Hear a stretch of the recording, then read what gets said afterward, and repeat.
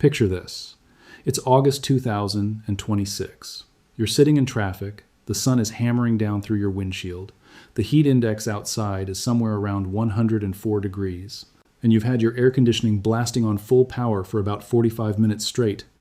And then you glance down at the passenger side floorboard and your stomach drops straight through the chassis of the car. There is an actual puddle of water on your floor mat, not a damp spot, not a little moisture. We're talking an inch of standing water soaking into the carpet padding, climbing up the side of the door panel. The windows are starting to fog up from the inside out. And there's this musty, swampy, locker room smell coming through the vents that wasn't there yesterday. Your brain immediately goes to the worst possible place, because that's what panic does to a human being. You think the engine is leaking coolant, you think the heater core just ruptured, you think the electronics under the dash are about to short out and set the whole car on fire in the middle of rush hour traffic. So you do exactly what they have trained you to do. You drive that car straight to a Western dealership service center, and the guy in the polo shirt comes out, he opens the passenger door, he sniffs the air with this theatrical sigh like he's a surgeon delivering a terminal diagnosis, and then he hits you with the number. He says your heater core is leaking, or worse, he says your entire HVAC evaporator housing assembly has cracked open inside the dashboard. He says they're going to have to completely disassemble the dashboard. They have to pull the steering column, they have to yank the center console out. It's a 14-hour interior teardown job. And the quote, the printed quote on the paper they slide across the counter, is $1,800. $1,800 in 2026 money. When a bag of groceries already costs you a second mortgage and a tank of gas feels like a war crime against your wallet. And I'm telling you right now, as somebody who has been turning wrenches and pulling dashboards for over 20 years in this industry, this is one of the biggest, most cynical lies the modern Western service industry is telling the public. The water on your floor is not coolant. The plastic box behind your dash is not cracked. The Japanese engineers who designed that climate control system built it like a Toyota Land Cruiser going through the Sahara. What you actually have, the real problem, is a clogged piece of rubber tubing, roughly the diameter of a coffee stirrer, and the real fix takes about 60 seconds and costs absolutely $0. Now, the dealerships making billions off your water damage panic want you to believe that climate control drainage is some untouchable black box plumbing that only a factory-certified technician can ever lay hands on. It isn't. It is basic, kindergarten-level, gravity-fed condensation management. But as always, I'm sharing this with you for educational purposes, as a historical observation about how Japanese engineering actually works in the real world, so you can make informed decisions about your own property. Do not let a guy in a polo shirt convince you to mortgage your kid's college fund over a clogged plastic straw. Let me walk you through what is actually physically happening inside your car when you blast that air conditioner, because once you understand the mechanics, you will never get scammed by this play again. Your air conditioning system, whether you're driving a Toyota, a Honda, a Lexus, a Mazda, a Subaru, an Acura, doesn't actually create cold air out of thin air. It can't. That violates physics. What it actually does is take the hot, humid, sticky outside air, suck it across a component called the evaporator core, which is essentially a tiny radiator full of freezing cold refrigerant gas, and it pulls all the heat out of that incoming air before blowing it back into your cabin. That's principle number one. Now here's the part that nobody at the dealership ever bothers to explain to you. When that hot, humid air slams into the freezing metal fins of the evaporator core, the water vapor floating in that air condenses out instantly. Same exact principle as a cold glass of iced tea sweating on your kitchen counter in the middle of July. The air physically cannot hold all that moisture at that lower temperature anymore, so the water molecules drop out of suspension and they cling to the metal fins as actual liquid water. And we are talking about real volume here.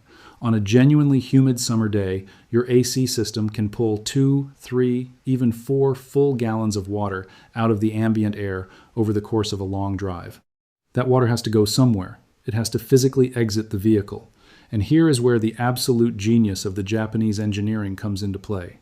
They built a massive, heavy-duty plastic housing around the evaporator core, called the evaporator housing, or the HVAC box, and they tilted the floor of it at a precise downward angle so that gravity automatically drags every single drop of that condensed water toward a low collection point at the very bottom of the box. From that low point, they ran a small black rubber drain hose, sometimes called the AC drain hose, sometimes called the evaporator drain tube, straight through the firewall of the car, down past the engine bay, and out through the bottom of the chassis. That little black rubber nipple hanging down under your car, the one that drips a small puddle of water in the parking spot at the grocery store on a hot day, That isn't a leak. That is the system working exactly the way the engineers designed it to work. That puddle on the asphalt is a feature, not a bug. It means your car is breathing. It means your car is exhaling humidity. The HVAC polymer boxes the Japanese use in their automotive climate systems are basically indestructible. They don't crack. They don't warp. They don't randomly start leaking after 10 years. The statistical probability of an actual evaporator housing failure on a properly maintained Japanese vehicle under 15 years old is somewhere in the neighborhood of less than 0.5%. So when a service writer tells you the box is physically cracked, I want you to look him dead in the eye and ask him to show you the crack with a borescope camera before you authorize the work. Watch how fast that diagnosis suddenly changes shape. If you are tired of corporate mechanic shops trying to rip your entire dashboard out over a clogged rubber tube, hit the like button right now. The algorithm has been actively suppressing this kind of repair content because it costs the dealership lobby real, measurable money every single time somebody in this country learns the truth about their own vehicle. And drop me a comment down below. I genuinely want to know, have you ever found mysterious water pooling on your carpet after running your AC, and what did the local shop try to charge you to fix it? Read through the replies on those comments because you're going to see horror stories from all 50 states and every province in Canada. Now let's talk about the villain of this story, the actual scam itself, line by line, so you understand exactly how they extract $1,800 from terrified customers. When you walk into that service bay with a wet passenger floor, the diagnostic playbook is already written. It is literally printed in a binder in the back office. Step 1. The service advisor uses the words heater core and evaporator. These are scary, technical, expensive-sounding words. The customer's eyes immediately glaze over. Step 2. They explain that in order to get physical access to the evaporator, they have to remove the entire dashboard assembly. Now here is the trick they play. Removing a modern dashboard is genuinely, legitimately difficult work. You're talking about disconnecting the steering column, pulling the center console, removing the entire instrument cluster, disconnecting 50 different wiring harnesses, dealing with the airbag sensors, the climate control modules, the radio, the HVAC vents, all of it. The flat rate book on that job legitimately calls for somewhere between 12 and 16 hours of labor, depending on the make and model. And in 2026, with shop labor rates in most major Western cities now sitting at $180 to $220 per hour, that's already $3,000 in pure labor alone if they actually did the job honestly. They quote you $1,800 because they know you would balk at $3,000. $1,800 feels almost reasonable for what sounds like a major repair. That's the psychology of the entire scam. They are not pricing the labor honestly. They are pricing your panic. They are pricing your fear of mold growing inside your cabin. They are pricing the fact that you absolutely have to get to work on Monday morning. And the absolute insulting kicker is that 99% of the time, when they finally do that teardown, the evaporator box is completely pristine. There is no crack. There is no leak. They quietly find the clogged drain hose. They clear it with a piece of wire in 30 seconds. They put your entire interior back together over 2 days. And they hand you a bill for $1,800 for what was, mechanically speaking, a 60-second repair. And if you push back, if you ask politely to physically see the cracked part that they claim they replaced, they suddenly can't find it. It got thrown out. The technician already disposed of it in the scrap bin. Funny how that works out every single time. This is not a glitch in the system. This is the system. The modern Western service industry in 2026, under the crushing weight of inflation and corporate quarterly earnings targets, has turned diagnostic dishonesty into a deliberate mathematical business model. Now let's go deeper on the actual science of why your floor is wet, because once you see the physics laid out in plain English, you will never panic about this again. Your AC drain hose, that little rubber tube hanging down under the car, has an internal diameter of about 3/8 of an inch. That's it, about the diameter of a drinking straw. And it sits permanently exposed to the underside of your vehicle, in the worst possible environment imaginable, getting constantly hit with road spray, mud, dust, dead bugs, pollen, leaf debris that falls down from your cowl panel and works its way through the firewall, and in some climates, you even get spiders and mud wasps that crawl up inside that tube to build nests, because it's a perfect dark, humid, sheltered little tunnel for them. What happens over time is that organic material slowly accumulates right at the very tip of that tube. A single dead leaf fragment, a small clump of pine needles, a dried up wad of pollen left over from spring, a wasp's mud nest plug. Any one of these things, sitting at the very mouth of that drain, becomes what we call in fluid dynamics a hydrostatic dam. It physically blocks the gravity-fed exit point, and as soon as that exit is blocked, the laws of physics take over and they do not negotiate with you. The condensation water keeps pouring off the freezing evaporator core, drop by the gallon, but it has nowhere to go anymore. It starts pooling at the bottom of the HVAC box. The plastic housing is sealed for sound insulation and to prevent dust intrusion, but it is absolutely not pressure rated like a submarine hull. There are seams, there are mounting points. There are small openings where the air ducts attach to the vents, and once the water level inside the box rises past those weak points, the path of least resistance is no longer downward through the clogged drain. It's sideways, through the ductwork, and directly into your cabin. The water follows the heater duct that runs under the dashboard to the passenger side floor vent, and it pours out onto your carpet.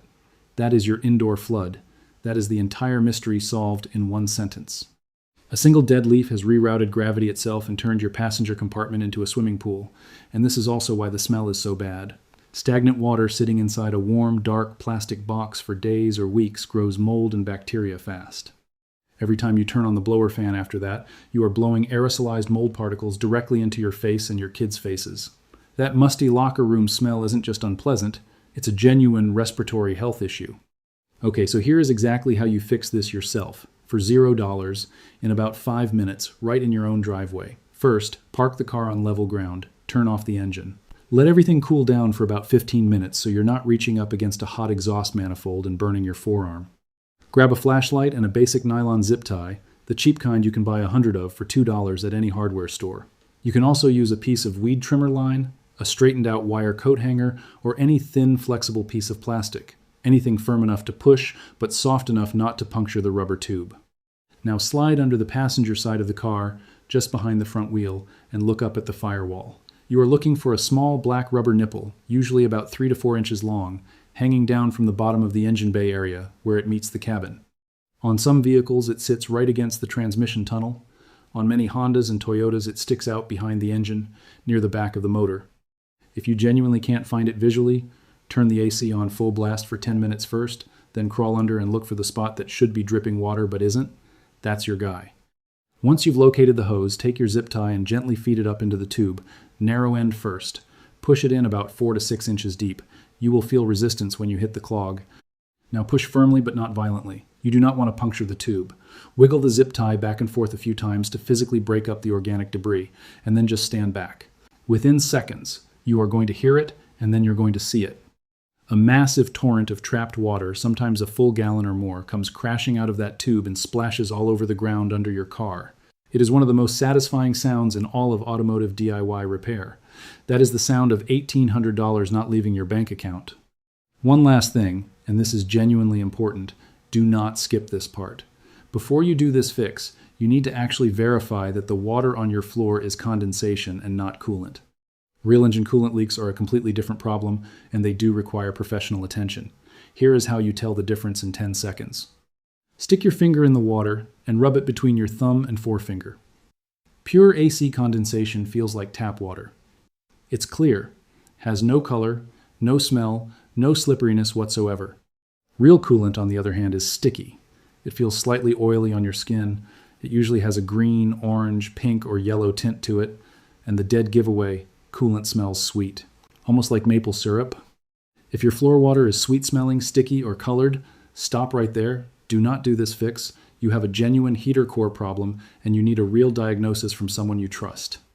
But if it's clear, odorless, plain water, then you have a clogged AC drain, period. Don't let anybody tell you otherwise. Subscribe and hit the bell before the dealership lobby gets this video buried in the algorithm forever. Share it with everyone you know who owns a car, especially anyone over 60 who has been a target for these kinds of scams for decades. The more regular people who know this one simple trick, the less power these Stealerships have over all of us. Stay sharp out